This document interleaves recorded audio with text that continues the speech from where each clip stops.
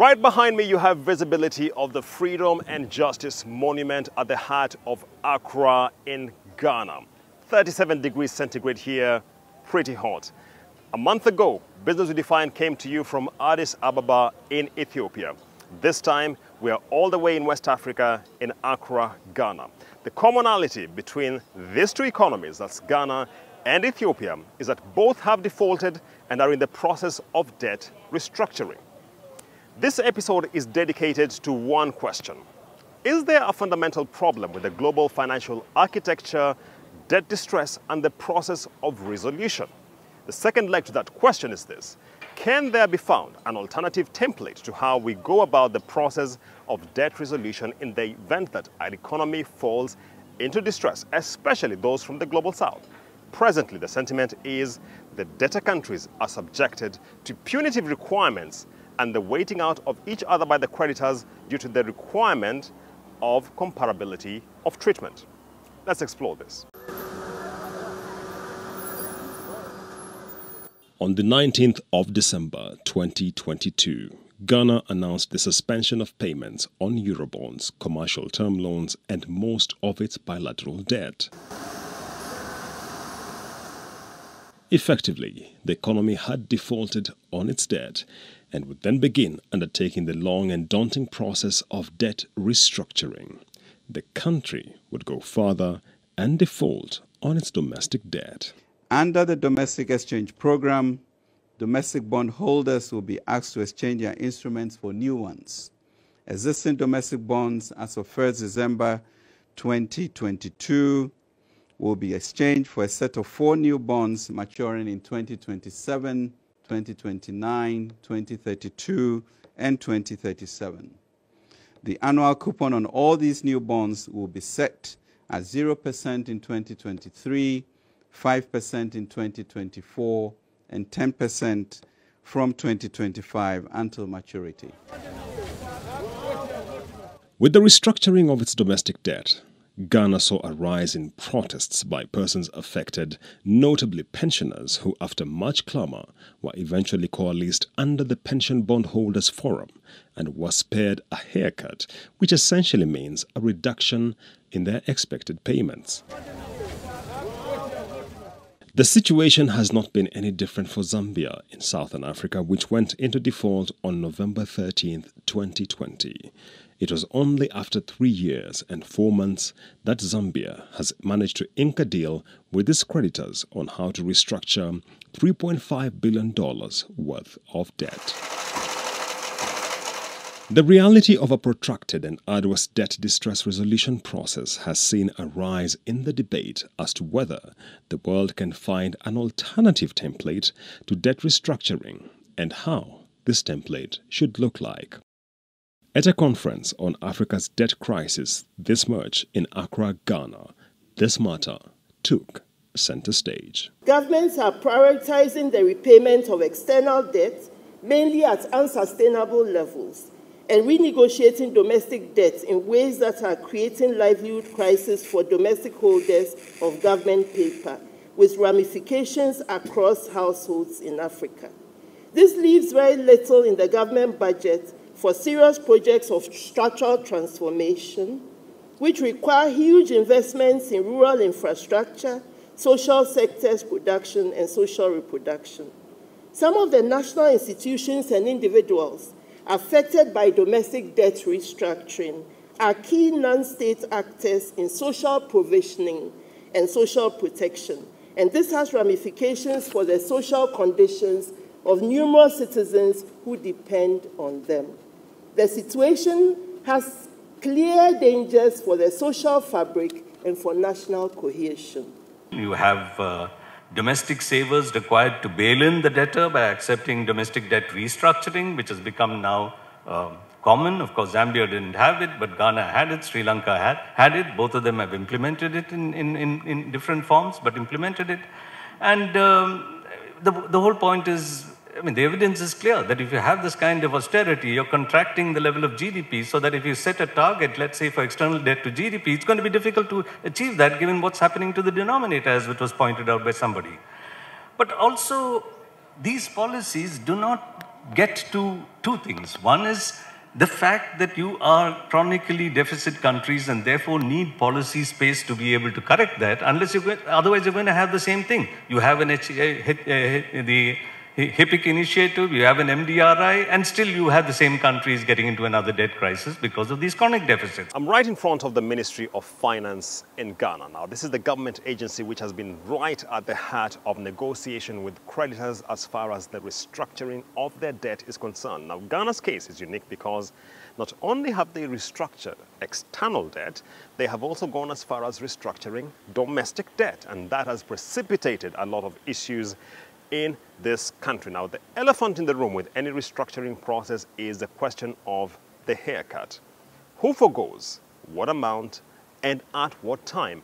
And that has been the basis of the conversation we have been having right here in Accra around, is there a challenge or a need for a rethink of how we go about haircuts and which creditors take the haircut in the event of a debt restructuring process?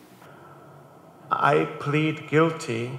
I was on the World Bank side of the DSAs for a number of years, and I've realized that the DSAs have a major conceptual problem. They are plagued by an over-optimism bias. The over-optimism bias has to do with exaggerated projections of growth, some of them sent by the governments also. Two is that they do not incorporate climate shock.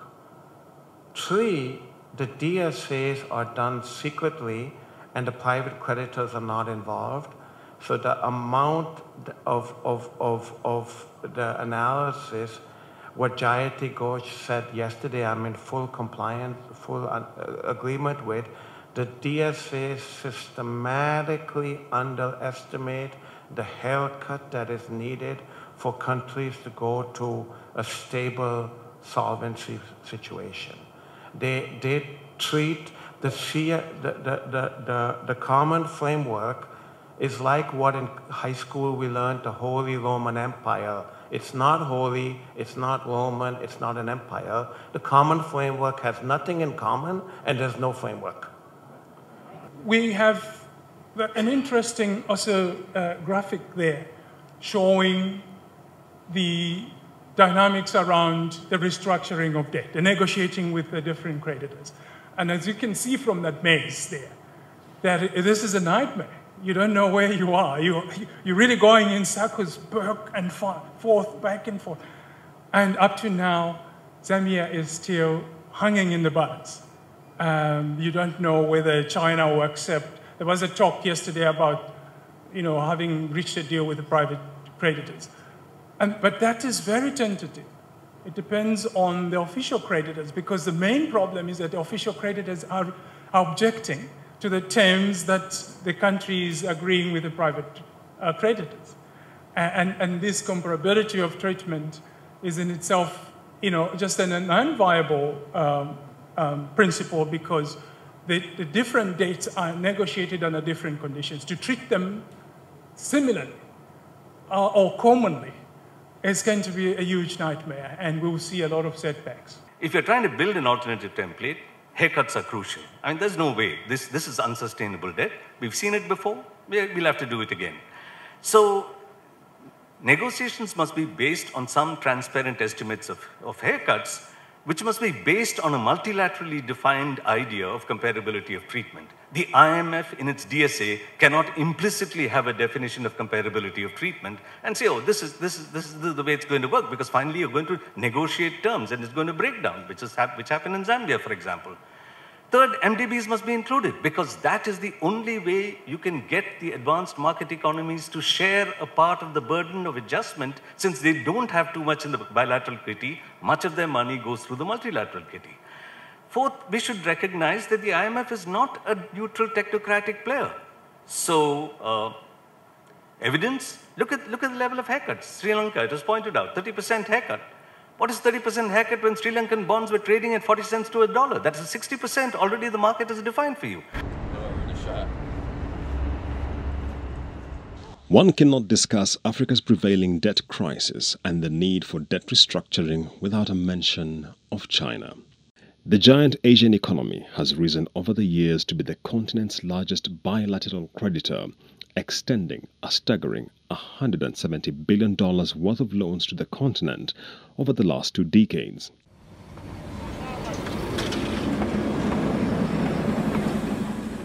China's lending has been largely infrastructure focused, and at the conference in Accra, one of the issues which emerged is the pressing need for a unified voice on how African economies go about debt restructuring negotiations with China and other creditors.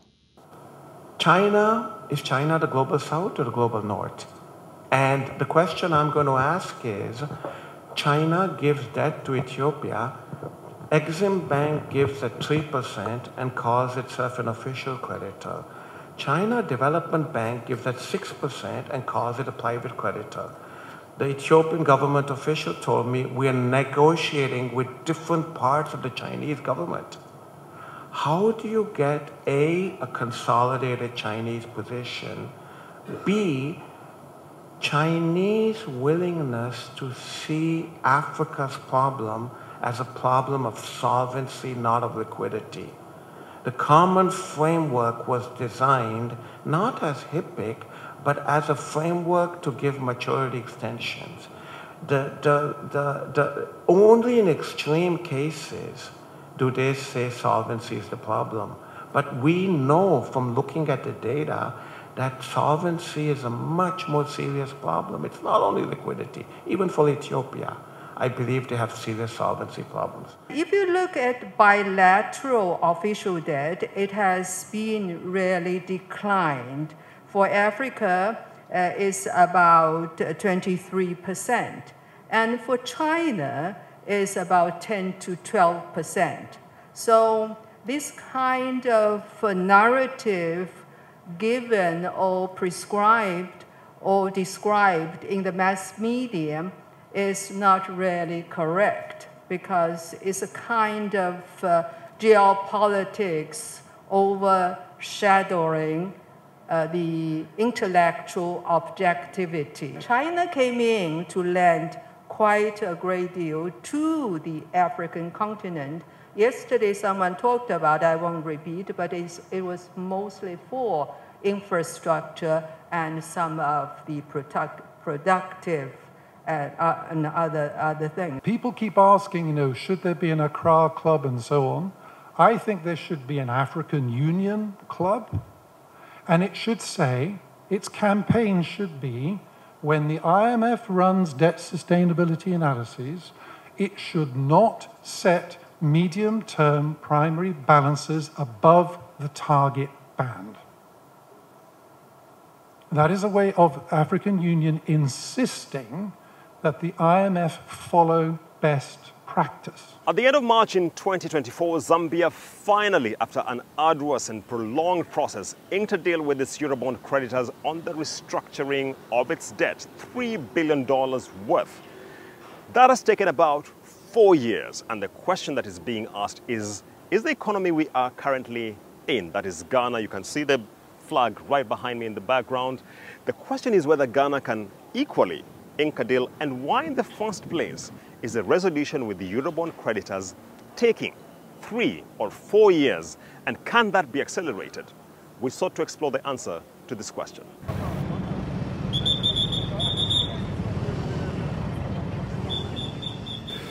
Very little attention was paid to the terms of the loans. The drive a lot of times was simply to get the loans and to be able to present this to the public as a success story.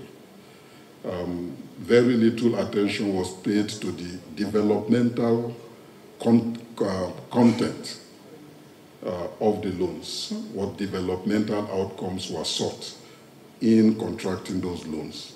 In fact, scandalously, in many countries, those loans were taken to finance consumption, simply to finance consumption in a lot of cases.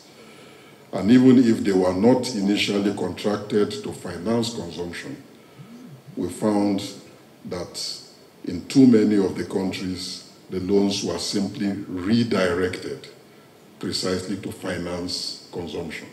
So there was really no developmental content or benefit associated with the Eurobond loans that were being contracted. We've talked a lot about the current debt landscape, and we can see it's quite different, and also debt restructuring. They are quite different from several decades ago. One important thing I would like to highlight here is the large size, the magnitude of the debt owned by developing countries. If you think back to the HAPIC days, the entire debt relief for 36 countries was only 76 billion US dollars, and that was a comprehensive debt relief. And right now, if you look at African debt alone, it accounts to about 1.2 or 1.3 trillion US dollars. So the larger size of debt owned by developing countries itself makes debt restructuring very difficult.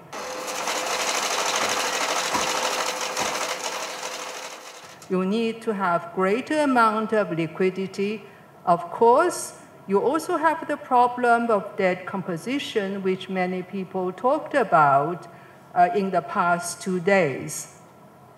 For instance, if you look at African debt, 43% is owed to private sectors and about 34% owed to multilateral institutions. So these two combined constitute about 80% of the total African debt, which means debt restructuring, you must, as Chang Zhuo mentioned just now, and many others mentioned in the past 2 days, that you must involve the multilateral development banks, even though they have enjoyed the kind of special status.